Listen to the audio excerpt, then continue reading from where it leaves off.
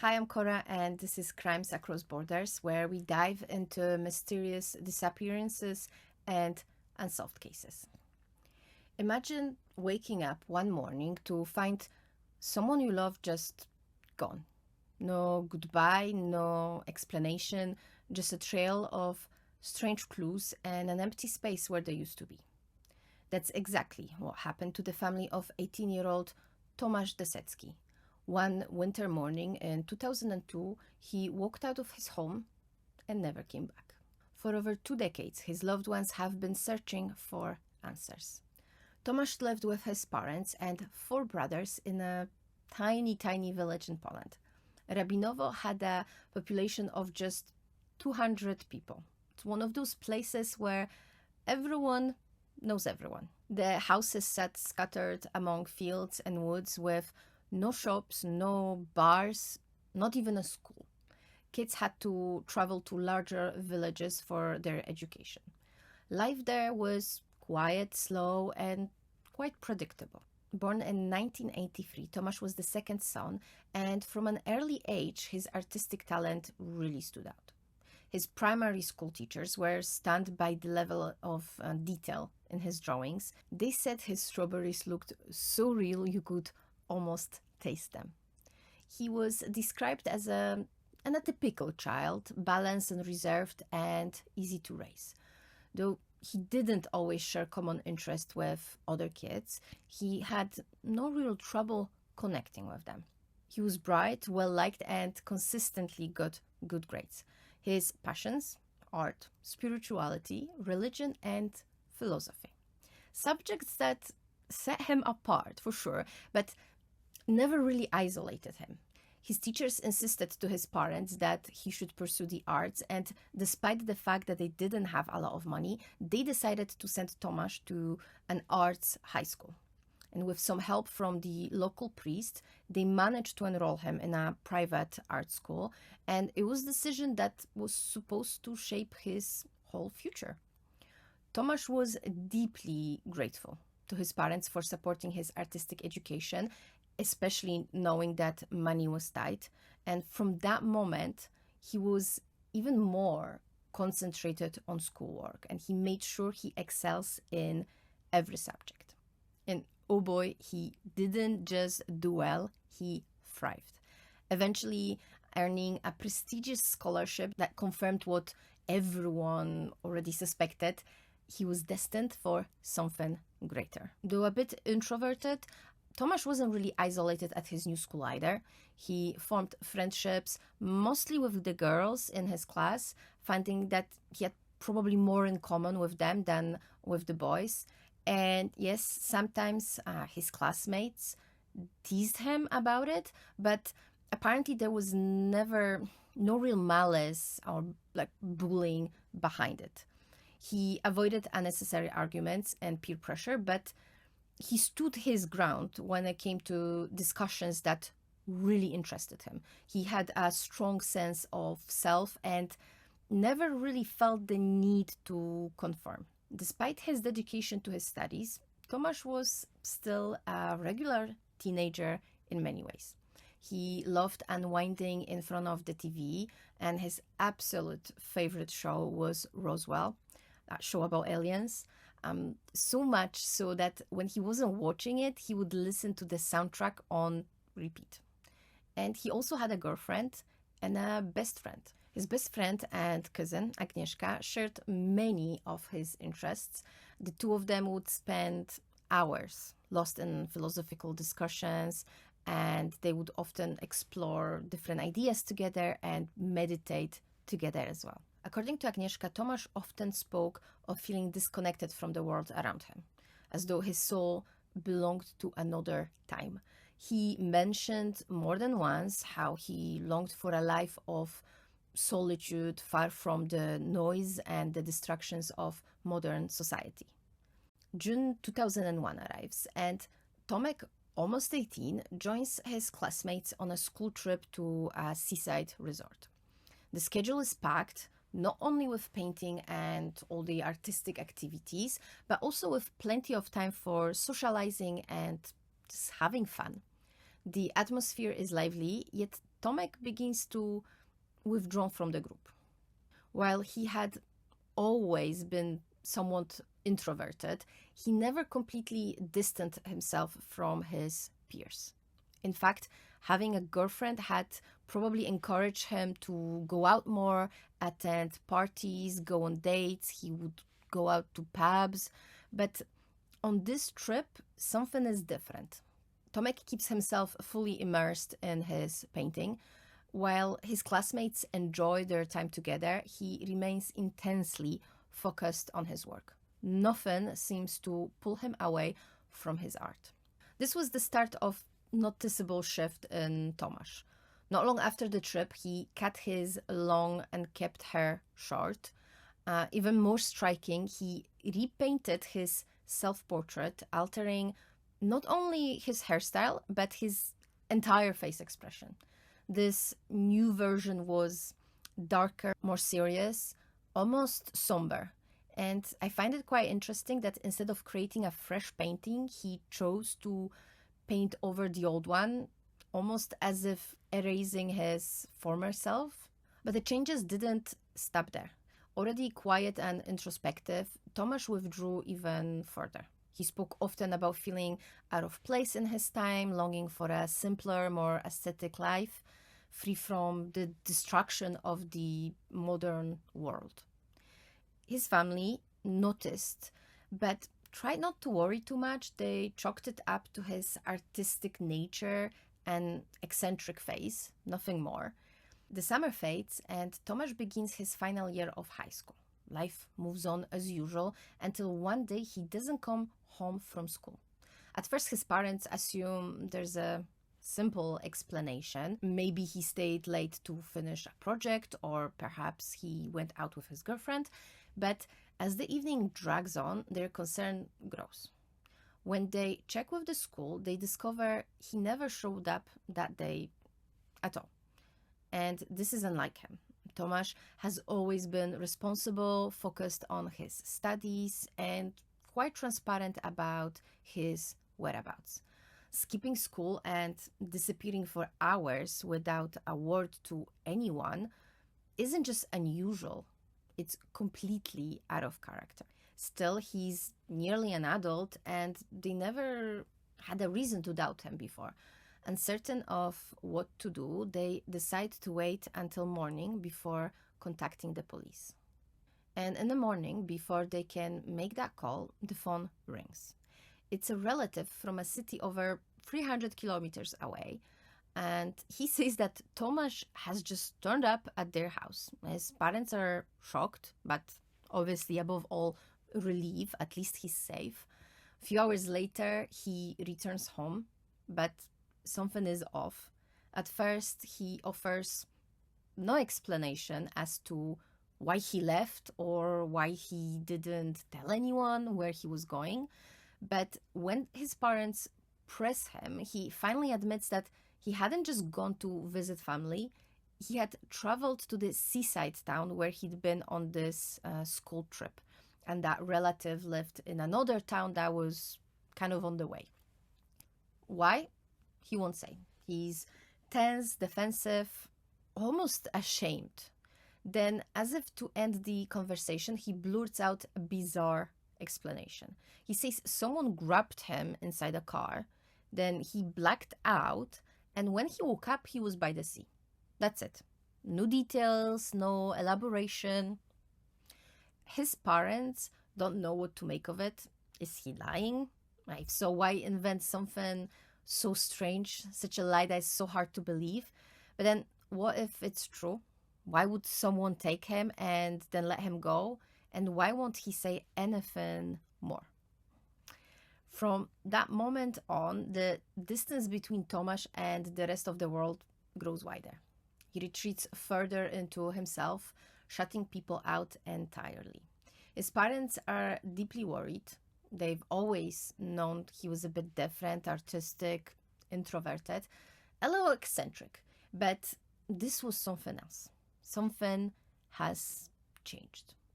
They, of course, agonize over what to do. Should they push him harder for answers, get him professional help, or maybe they are overreacting. He is almost an adult, always responsible, always focused on his work. Maybe that was just a strange, impulsive decision, something he wanted to do before entering adult life. Maybe it's nothing. But deep down, they can't shake the feeling that something is very, very wrong. Before making any decisions, Tomasz parents reach out to the director of his school. They explained what happened, voicing their concerns, but the director dismisses the idea of involving a psychologist. He reassures them that teenagers sometimes act out and it's normal at this age and there's no need to overreact. Trusting his judgment, they decide to let it go for now. And for a while, things do seem fine. No more unexplained disappearances, no more cryptic behavior. Tomasz throws himself back into schoolwork, and soon there's even something to celebrate, something huge. Out of hundreds of applicants, he becomes one of only 3 students in all of Poland to win a really prestigious National Art Award. His family, his teachers, even the entire school is really, really proud. As his 18th birthday approaches, things feel almost normal again. To mark the occasion, his best friend, his cousin, gives him a book, Astral Travel by Richard Webster. Tomasz is immediately obsessed. He doesn't just read it, he studies it, poring over every page, absorbing its ideas. It becomes his new fixation, something he returns to again and again. The book provided him with techniques for inducing astral projection and out-of-body experiences, and as someone already so drawn to spirituality, the idea of separating mind from the body and exploring the unseen realms felt like a natural extension of his interests. This new fascination soon began to manifest in his art. Tomasz paintings took on a more mystical quality, with recurring themes of chakras, ethereal figures with wings, and other symbolic imagery. It was as if his artistic expression was a reflection of the spiritual journey he was undertaking and a way for him to visually explore the same boundaries that he was delving into through his mind. The growing distance between Tomasz and those around him became even more apparent during this time. By January 2002, he had cut ties with his girlfriend, ending their relationship through a letter that really offered little to no explanation. His cousin Agnieszka, once his closest confidant, also found herself shut out. He seemed to be retreating further into himself, his thoughts increasingly occupied by the spiritual matters. At one point, he asked his mother what she would think if he became a monk. When she suggested that perhaps he should consider becoming a priest instead, he dismissed the idea completely, explaining that he didn't want to help people for money. He wanted to live a life of true selflessness. And then came the night of January 14, 2002. It was a cold evening and the whole family was together. Tomasz's older brother had come to visit with his girlfriend, and after dinner, they spent time playing cards, talking, laughing. It was a nice family evening. As the night wound down, the younger children went to bed first, while the rest of the family followed a little after 10 p.m. Before heading to sleep, Tomasz's mother checked in on all of her sons. When she looked in on Tomasz, he was already in bed, but still awake, staring at her with an expression she later recalled as intense and unsettling. Neither of them spoke, and after a moment, she just went to bed. The next morning, it was her who woke up first. The house was eerily silent and unusually cold. When she checked the time, she realized that for the first time, everyone had overslept. It was unusual. This is a big family, so there's usually one person that wakes up, and all of them overslept. Very quickly, they discovered the source of the cold. It was the back door. It was completely wide open. It was quite strange, but they didn't really speak about it too much. They were all late. They had to get ready for school. They had to get ready for work.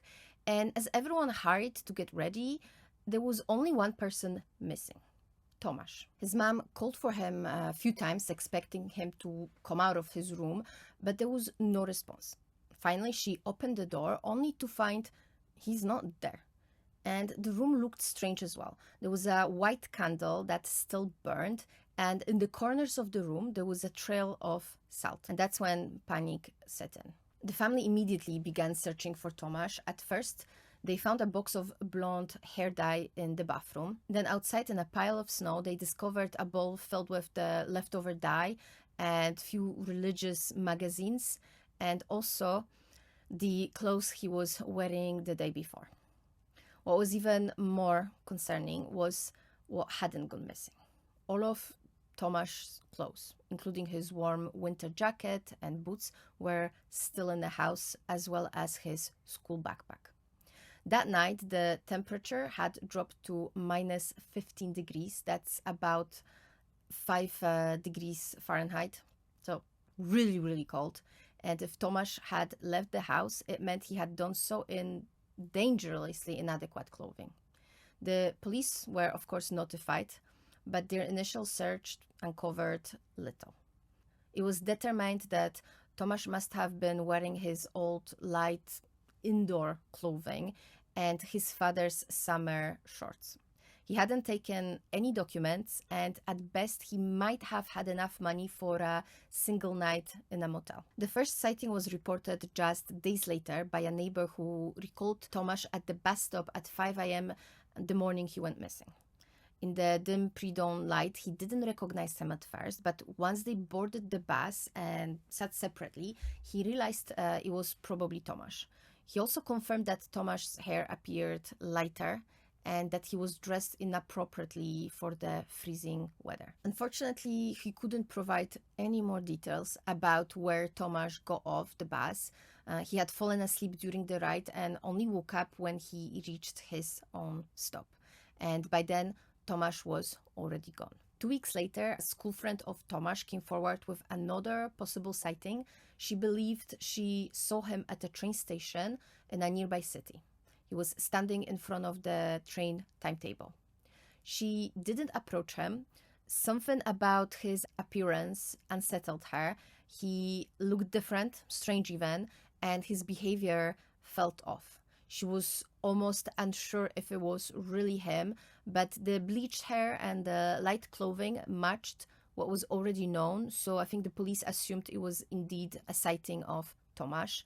Also, later on at the bus station, someone found a small ID photo of Tomasz, and again, this didn't really provide any clues about where he could have gone.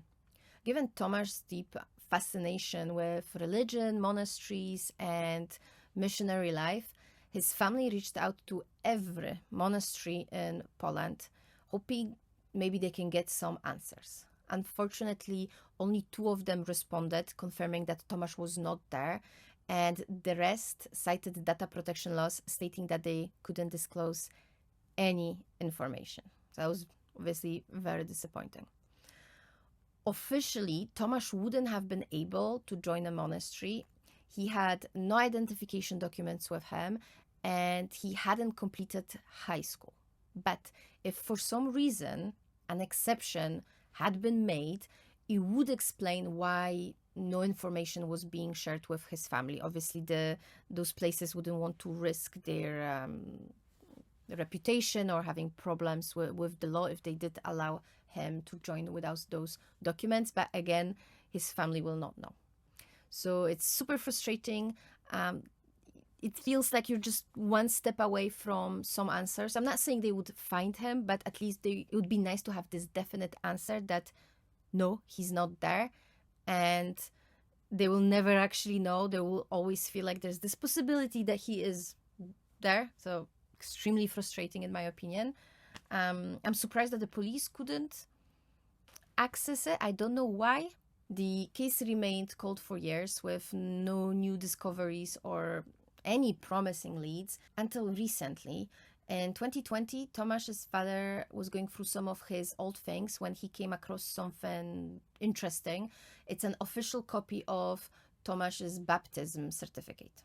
And what made this discovery intriguing was the date on the document. It had been issued just a few days after that mysterious trip to the seaside.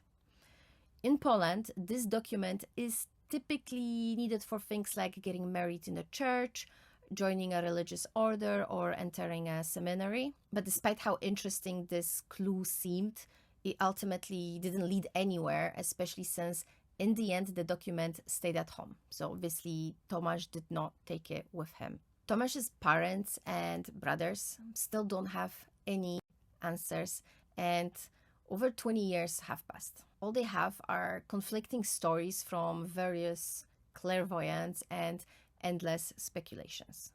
As I mentioned before, Tomasz was deeply spiritual, receptive, and compassionate person. He was interested in religion, but his curiosity didn't really stop at the Catholic Church, which is the dominant faith in Poland. Despite achieving excellent grades in religious studies at school, and yes, religion is a subject in Polish schools, and it's focused solely on Catholicism. Tomasz actually disagreed with many aspects of Catholic doctrine. His openness to other views may have made him vulnerable to falling under the influence of some kind of cult. Another prominent theory is that Tomasz was in the early stages of schizophrenia or another mental illness. Many of his behavior align with this, and conditions like schizophrenia often begin to manifest around his age. It's hard not to wonder what might have been different if Tomasz had received help. The director dismissed his parents' concerns, saying it was just a phase, but if his withdrawal was a sign of a deeper struggles, could early intervention have changed anything? It's impossible to say for certain, but it's heartbreaking thought, because whether his journey was one of spiritual exploration or psychological distress or something in between, he was searching for something. And maybe, just maybe, with the right support, he could have found it in this world instead of looking beyond it. Now, we also didn't speak about the items Tomasz left behind in his room. On the morning of his disappearance, there was a burning candle and salt in his bedroom.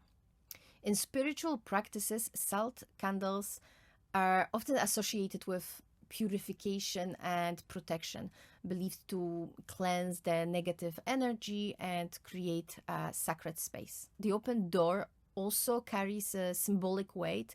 It can represent the passage, a transition between worlds, or an invitation for something unseen to enter, or even the intent of coming back. Another striking detail is the date. January 15 is the feast day of St. Paul the Hermit. It's one of the first Christian hermits who devoted his life to solitude and spiritual reflection in the Egyptian desert. Given Tomasz's deep fascination with isolation and transcendence, it's hard to ignore the significance of this date. His younger brothers are all grown now with families of their own, but Tomasz remains in their hearts and on their minds. Some time ago, one of them even wrote an open letter to Tomasz, hoping that somehow, somewhere, he might read it. Reading it myself, I was in tears. It's a heartbreaking reality, living with that weight of not knowing what really happened to your beloved son, your brother, not having any answers or clues for years. I hope that one day the story will find a resolution, even if only to bring his family some peace. Thank you for watching. As always, I am curious to hear your thoughts and theories, so let me know in the comments below. Stay safe, and I will see you in the next video.